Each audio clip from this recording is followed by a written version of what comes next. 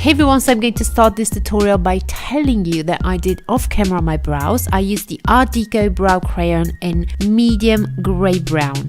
Love this concealer from Maybelline. I'm using it off camera all the time, and this is the Fit Me concealer in number 10. So this is going to act as a primer today, but I am applying this underneath the eyes also, mostly to the inner part of the eye where I have shadows, and I just want to have like a blank good canvas for the eye look. To set that concealer, I am using a pressed powder from L'Oreal, Indefectible it's called, and it's the lightest shade they have. The brush I'm using is a 221 from Juvia, a soft crease brush.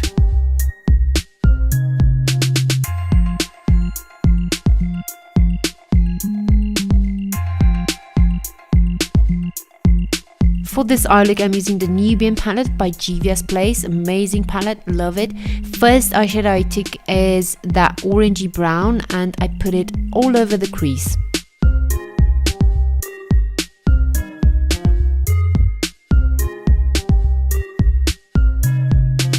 Anyhow, before this step I took the shadow from the right side of the first one.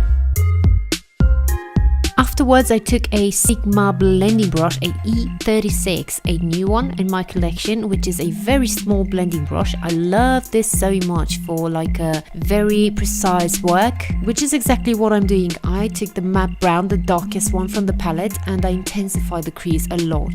I wanted it to be really intense, to pop, and to be ready for a cut crease.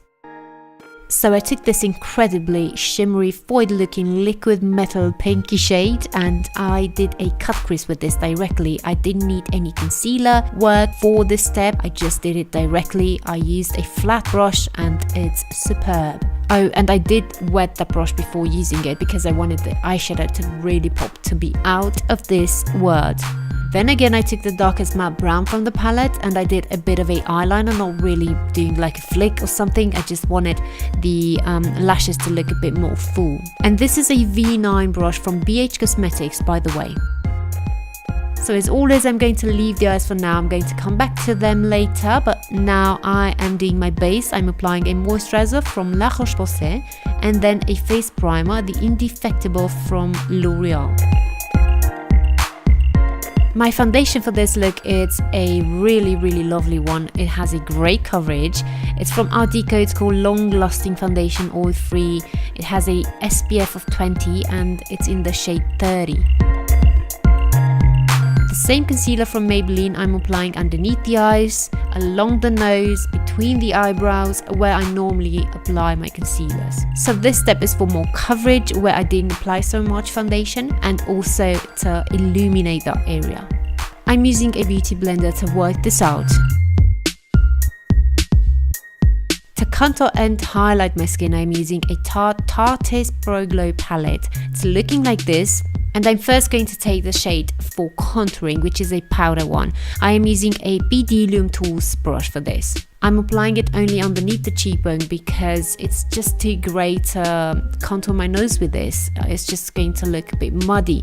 But for the cheekbone, it's perfect for my skin tone.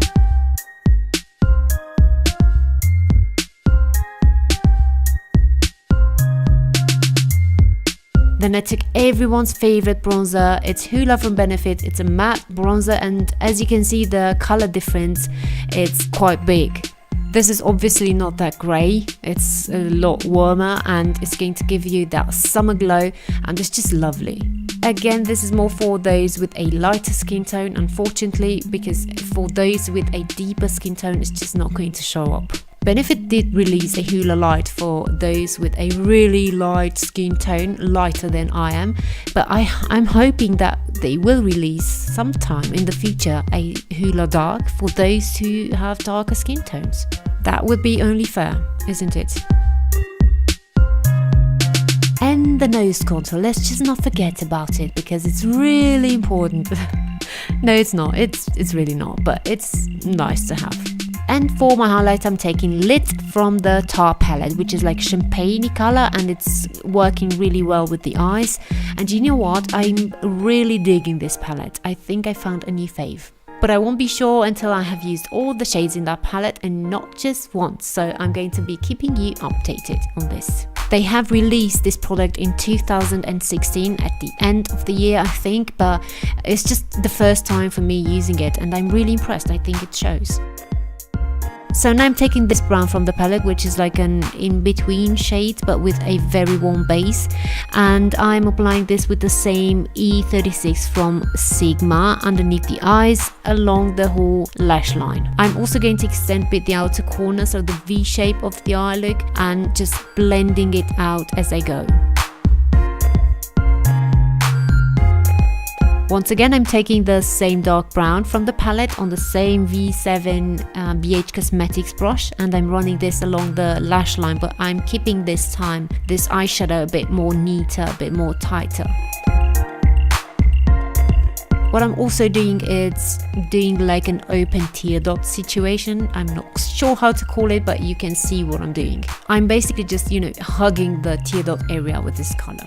So exactly to that tear dot area where I didn't apply that dark brown, I am adding this lighter shade, the lightest one from the palette, a shimmery one. And it's very interesting, this color, because it has like a pink hue when you apply it, but it doesn't look like that in the pan. The brush I'm using is from Kiko, a 208, by the way.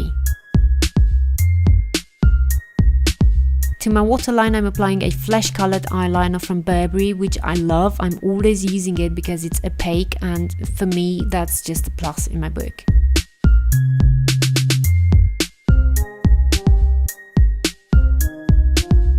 Then black mascara from Ico, top and bottom lashes.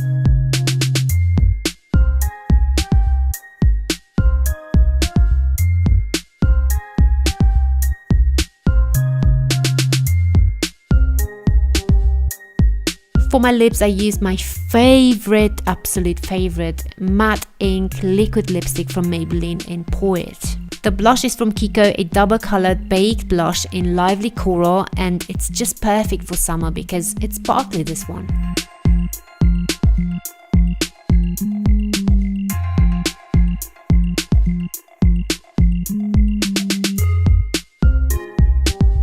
And to complete this look, I'm using Iris and Lashes, of course, because I love them. I had to use them because I love them.